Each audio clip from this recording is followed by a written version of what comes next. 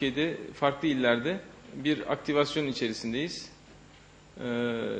Bugün 12 Ekim itibariyle Dünya Artrit Günü ve aslında eklem romatizması olan hastaların şikayetlerini birazcık daha belirgin hale getirmek, yani insanların derdini daha kolay anlatabilmesini sağlamak için böyle bir gün ilan edilmiş ve romatoid artriti olsun, ankilozan spondiliti olsun, çeşitli romatizmal hastalığı olan insanların dünyada kutladığı diyemeyeceğim ama bir gün bir şekilde hastalığımızı tekrar bir hatırlamak. Aslında sizler bir şekilde şanslısınız. Hastalık var kabul ama bir şekilde teşhis konmuş hastalarsınız.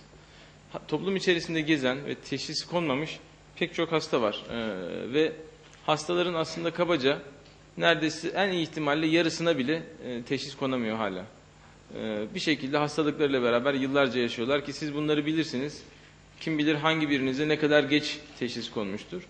Bugün esas amacı bu hastalıkların farkındalığını arttırmak, insanlara tekrar bu hastalıkları sık görüldüğünü hatırlatmak. Tabii hala kızıyor ona. Bu kadar uzun bir iş aslında. Onun için ve az yetişiyor. Onun için de Güneydoğu Anadolu'da ilk gelen romatolog 9,5 seneden beri mevcut.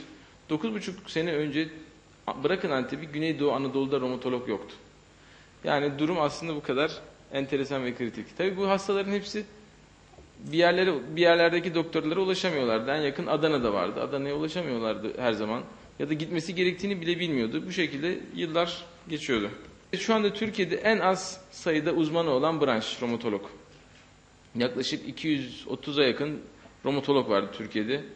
Ve Güneydoğu Anadolu'da bu 9,5 senenin sonunda toplam 7 hekim var.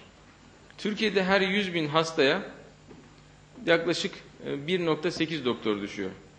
Avrupa'daysa, rakam buraya yazmamışım, Avrupa'daysa bunun 10 katı kadar doktor var. Yaklaşık her 100.000 hastaya 20 doktor düşüyor. Onun dışında da kalbi, akciğeri, gözü, böbreği, cildi, damarı, karaciğeri, beyni, o kadar geniş bir şey var ki bütün vücudumuzu etkiliyor. Yani bu arada hastanız yıllar boyu süren bir hastalık olduğu için şeker oluyor, tansiyon oluyor, orada kullandığı ilaç buna dokunabiliyor. Her şeyi kontrol etmeniz gerekiyor. Yani çok hassas bir denge. Evliliğine karışıyorsunuz, doğurmasına karışıyorsunuz. Hastanızın her türlü hayat detayına karışıyorsunuz.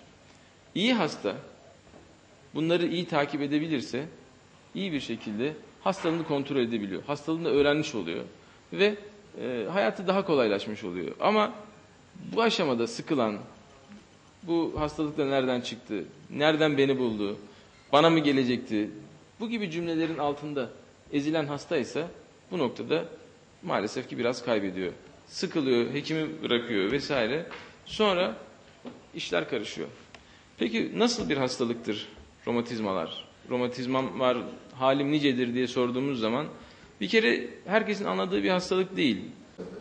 30 sene belinizdeki ağrıyı fıtık zannetmiş olabilirsiniz.